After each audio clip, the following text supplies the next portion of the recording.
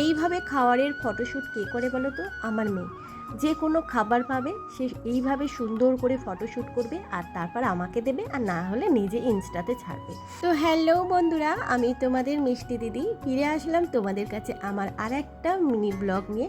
তো বন্ধুরা, আমার ভিডিও তোমাদের যদি ভালো লাগে তাহলে লাইক করে কমেন্ট করে পাশে থেকো প্লিজ। এখন বানানো হচ্ছে সকালের টিফিন।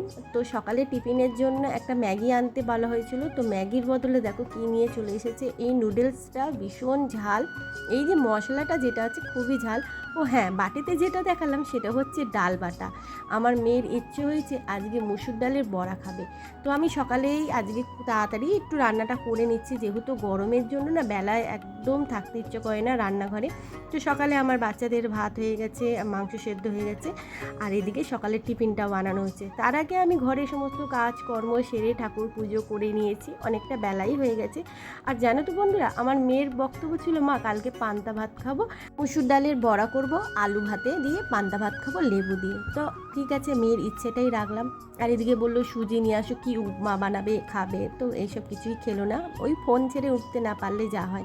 আচারের বয়েমের মধ্যে একটা নেট লাগিয়ে দিয়েছি, এবার ঠিকঠাক করে রোদটা পাক, যাতে 1-2 মাসের মধ্যে আচারটা যেন রেডি হয়ে যায়, তাহলে 1 বছর টানা হেসে খেলে ভেসে যাবে আমাদের।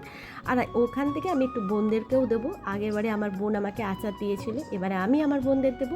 এদিকে ওর বাপি পেঁপে নিয়ে চলে এসেছে, কারণ আমার পোকোসোনার জন্য পেঁপে লাগবেই, কারণ পোকোসোনা নিরামিষের দিনগুলো ওকে সব রকম সবজি দিয়ে খাওয়াই। আর এদিকে মুসুর ডাল আমার মেয়ে বেটে নিয়েছিল, আর ওর মধ্যে কালো জিরে, কাঁচা লঙ্কা কুচি, পেঁয়াজ কুচি, নুন দিয়ে ভালো করে ফেটিয়ে রেখে দিয়েছিল। তারপরে আমি বললাম খুবই গরম পড়েছে, তোকে রান্নাঘরে থাকতে হবে না, তুই যা, আমি এই বড়াটা বানিয়ে নিচ্ছি। আর আলু সেদ্ধ করে নিয়েছিলাম, তারপরে আলু সেদ্ধটা শুকনো লঙ্কা ভেজে আজকে আলু সেদ্ধ মাখা হবে। এই হয়েছে আজকে আমাদের খাওয়ার কথা। আর এটা হয়েছে আমার মেয়ের ইচ্ছে মতন রান্না, না হলে তো আমি তো গরমের মধ্যে জল ঢালার বড়া দিয়েই মনে হয় খেয়ে নেবো, আলু ভাতেও আর করতাম না। কিন্তু যাই হোক, মেয়ের ইচ্ছে ছিল আলু সেদ্ধ আর বড়া ভাজা দিয়ে, লেবু দিয়ে, কাঁচা লঙ্কা পেঁয়াজ দিয়ে আজকে জল ঢালা ভাত খাওয়া হবে। সত্যি কথা বলতে যা গরম পড়েছে বন্ধুরা, দুবেলাই জল ঢালা ভাত খেলে ভালো হয়। আমার বরমশাই তো বলেই দিয়েছে রাত্রেও কিন্তু আমি জল ঢালা ভাতই খাবো।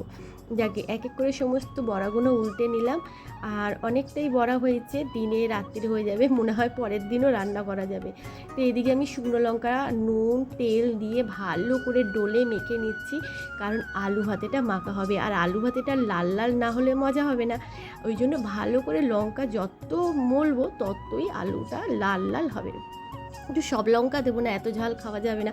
কিছুটা আলু মাখবো আর কিছুটা লঙ্কা রেখে দিয়ে দিয়েছি যেটা মূলে, আর কিছুটা আলু সেদ্ধ থাকবে, ওটা রাতেরবেলা আবার মাখা হবে। এই যে 2-3টে আলু আছে, রাতেরবেলা মাখা হবে। তো এখানে অনেকটাই আলু সেদ্ধ মাখা হয়ে গেছে, আমাদের 3 জনের জন্য অনেকটা যথেষ্ট। তো দুপুরের খাওয়া আমাদের এই হচ্ছে আলু সেদ্ধ, বড়া ভাজা, আর লেবু, পেঁয়াজ, লঙ্কা, আর জল ঢালা ভাত।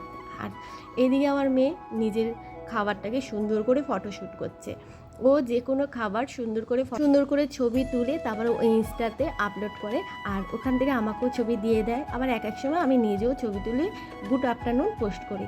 তো এই এত সুন্দর করে আমার মেয়ে এই বাসনগুলো কিনেইছিল এই কারণের জন্য, যে সুন্দর করে রান্নার ভালো ভিডিও ছাড়বে, ফটোশ্যুট করবে।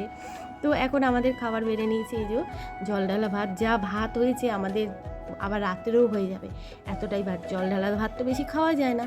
আর এদিকে খাবার নিয়ে নিয়েছি, প্রচণ্ড খিদেও পেয়ে গেছিলো। রান্না হয়ে গেছে হিসাব মতন, আগের দিন রাত্রে ভাত হয়েছে, আর বড়াটা করেছি টাটকা, আলু সেদ্ধটা টাটকা করেছি, কিন্তু খেতে বসেছি 2টোর সময়। আর খেয়ে দিয়ে উঠে আরও এক গাদা কাজ থাকে, রান্নাঘর পরিষ্কার করো, ধোয়া মাজা করো, এই করতে করতেই বেলা 3টে গড়িয়ে যায়। কী আর বলবো বন্ধুরা, দুঃখের কথা। খেতে বসে গেলাম, চলো কেমন হয়েছে আজকের ভিডিওটা অবশ্যই কমেন্ট করে জানিও। যদি ভালো লাগে তাহলে লাইক করে কমেন্ট করে পাশে থেকো প্লিজ। তো বন্ধুরা চলো খাওয়া দাওয়া করে নিই, তারপরে দেখা হবে আবার রাত্রিরে। ও হ্যাঁ, এখনও তো শেষ হয়নি বন্ধুরা, রাত্রির কি খাওয়া হচ্ছে সেই ভিডিওটাও করেছি, তারপরে তোমাদের থেকে আমি বিদায় নেব। রাত্রিরে আছে ডাল, সেই আলু সিদ্ধ মেখেছি, আবার বড়া আছে, ডিমের অমলেট, আর গরম ভাত। এই হচ্ছে রাত্রিরের খাবার। এটা আমার মেয়ের জন্য খাবারটা আমি বেড়েছি, আর আমি সুন্দর করে একটু ভিডিও করে নিয়েছি, একটা ছবিও